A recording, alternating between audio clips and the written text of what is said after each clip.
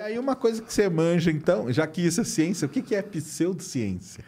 Então, aí a gente tem que separar da não ciência, né? Sim. Então, quando você pensa em pseudociência, você tem que pensar sempre no momento presente, à luz da informação que a gente tem hoje. Então, por exemplo, volta no século XVII, né? Um caso muito legal do George Washington, primeiro presidente americano, né? Ele, com 60 e poucos anos, menos de 70 anos, ele teve uma gripe, tá? Todos os sintomas eram gripe, mas na época, 1700 quebrados, você acha que tinha vírus, não tinha nada, né? Aí chamaram e era o presidente dos Estados Unidos, não era qualquer pessoa. Chamaram os 3 melhores médicos do país. Os médicos foram lá, olharam ele, viram os sintomas, aí o que eles recomendaram? Tirar meio litro de sangue dele. Ah, antigamente tinha esse Sangria, negócio, sangria, meio litro de sangue, deram uns purgante.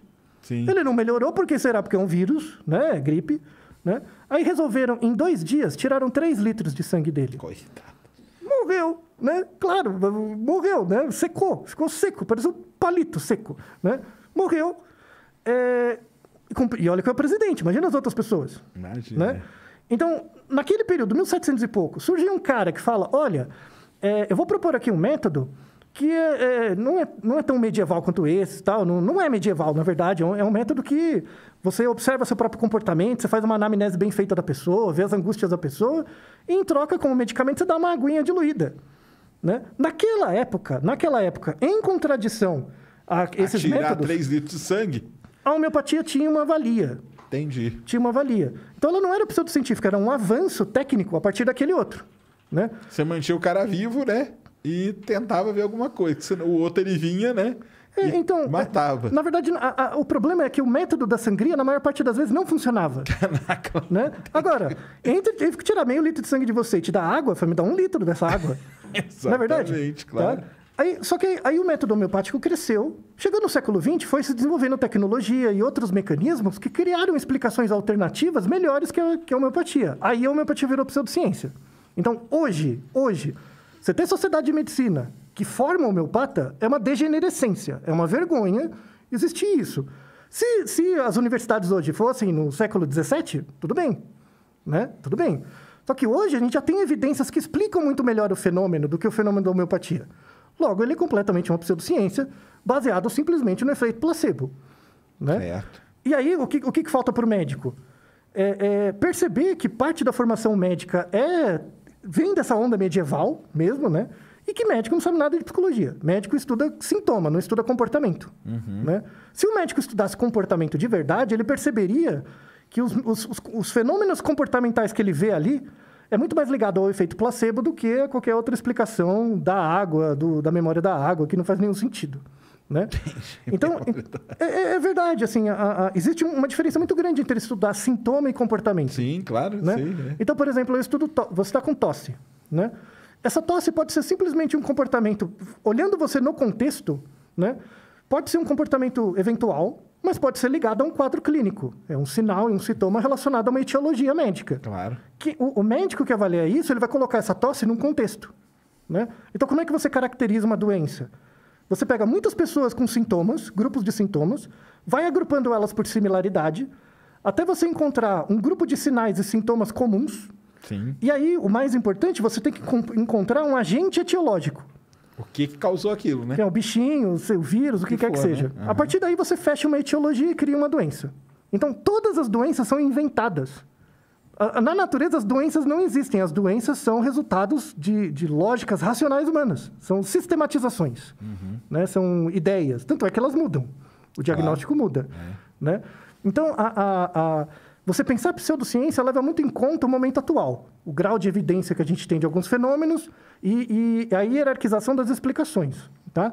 Existem coisas que não são científicas, mas não é pseudociência. É porque afeta você em outro nível. Então... Que é o que? As conspirações seria? Não. Não. Pensa, por exemplo, arte.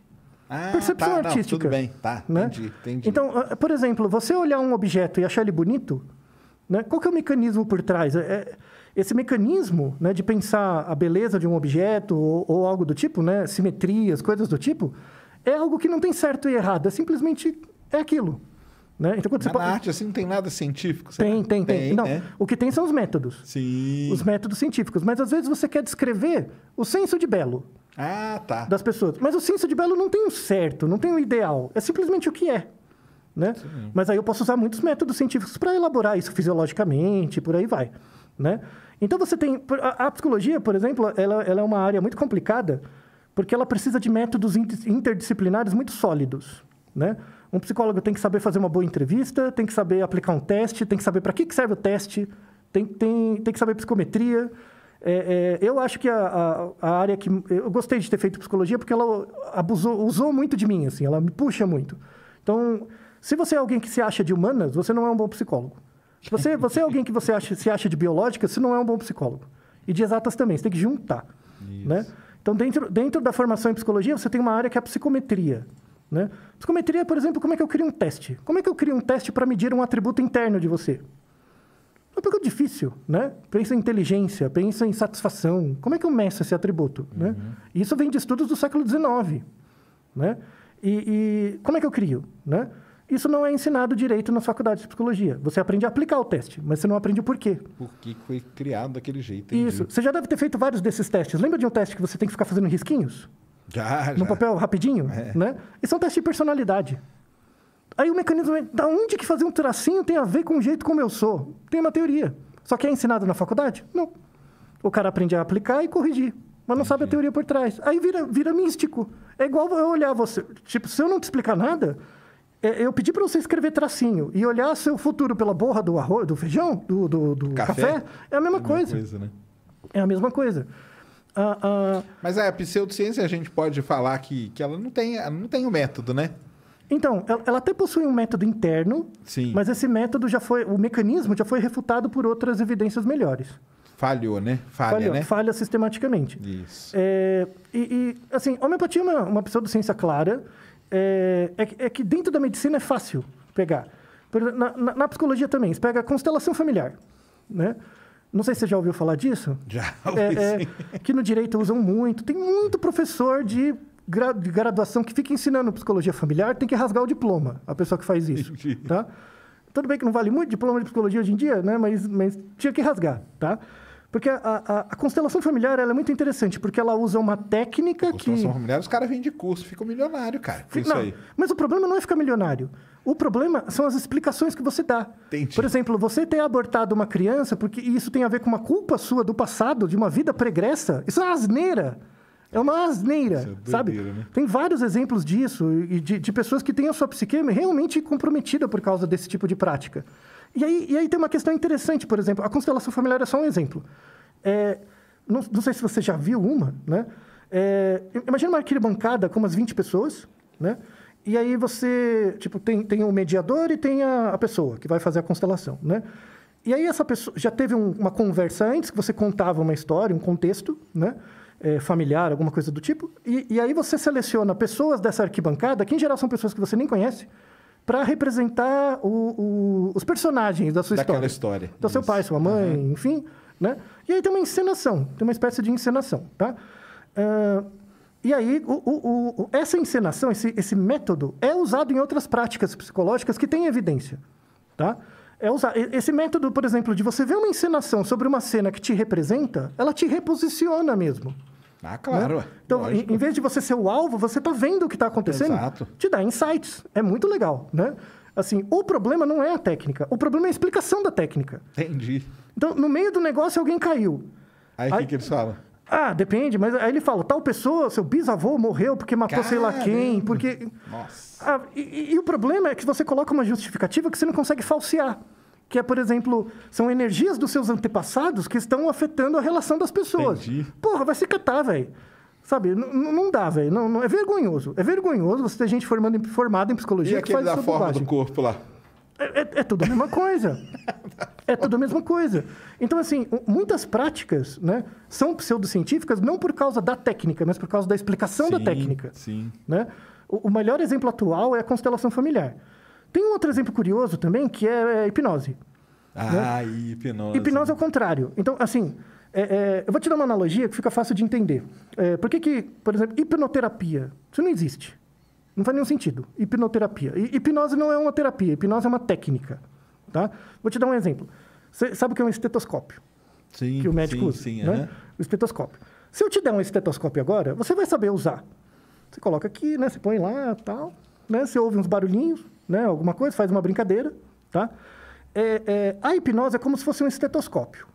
Então, você consegue ouvir coisas, ouvir sons. Acessar, né? Acessar algumas coisas. O Alberto teve aqui, não sei se você viu. Sim, vi.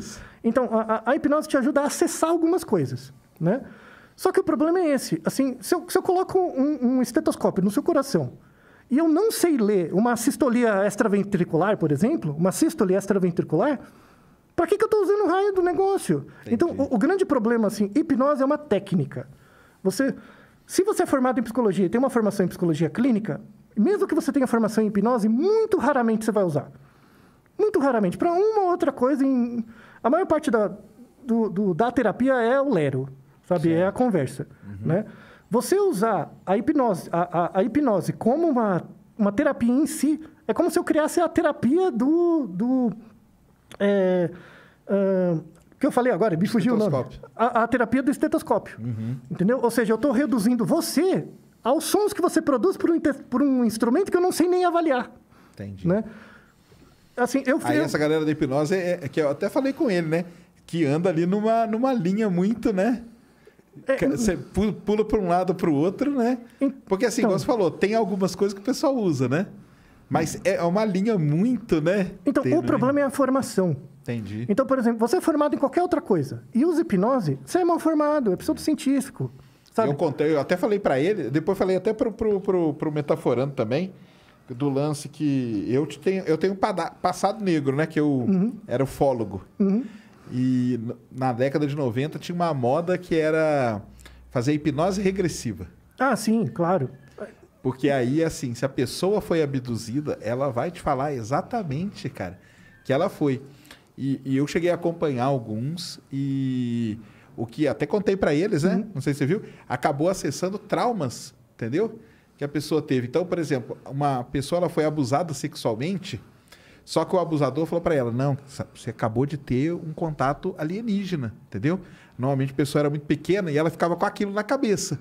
Quando ela foi... Né? Só que aí na hipnose regressiva, descobria que ela tinha sido abusada mesmo, entendeu? Então, aí assim, imagina que uma pessoa sem formação adequada faz isso. O que ela vai fazer com isso? É a mesma coisa, eu olho o seu coração, nossa, seu coração está fazendo um sonzinho diferente. Se eu fosse um cardiologista, eu falo, mano, você está com a arritmia, vai procurar um negócio, lógico, né? Essa que é a merda, entendeu? Essa é a formação básica. Porque aí, básica. às vezes, a pessoa faz isso e ela tenta dar um diagnóstico em cima, é isso, Já viu a receita do xamã, né? Quando você transforma cientista em xamã, médico em xamã, é isso, sabe? Você pega uma técnica que ajuda a acessar algumas coisas, mas você não tem informação para lidar com o resultado disso e você dá uma explicação escalafobética. Isso gera mal.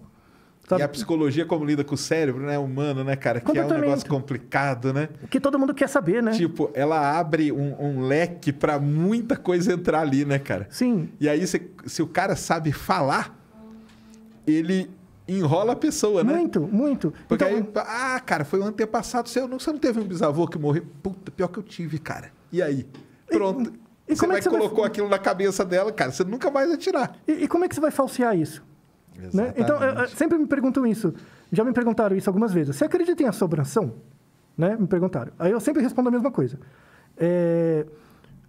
Assim, você só percebe, você só é afetado pelas assombrações que você sabe que te assombram. Sim. Sabe? Se você não sabe que te assombra uma coisa, você nem percebe. Você nem percebe. Se tem uma pessoa que você percebe que não gosta de você, é porque tem algumas coisas da interação que para você não bate bem, né? Só que você não consegue transformar num nome. Tipo, eu acho que ele não gosta de mim. Aí vira um encosto, sabe? Então, sua falta de percepção do outro, né? E sua falta de método em avaliar o quanto você não sabe do outro é o que cria todas essas mágicas. Cria. Né? E aí a galera em cima, né? Você falou que o problema não é ganhar dinheiro. E o meu problema com muita pseudociência é os caras tentam enrolar para tirar dinheiro da galera. E ganha muito. E ganha. Ganha muito. Isso eu acho que é terrível, cara. E ganha muito. De novo, a gente volta na educação científica. É muito fácil te dar uma resposta para você estar certo. Sim, claro. Agora, eu te informar o quão errado você está, te dá autonomia e muitas pessoas não querem isso.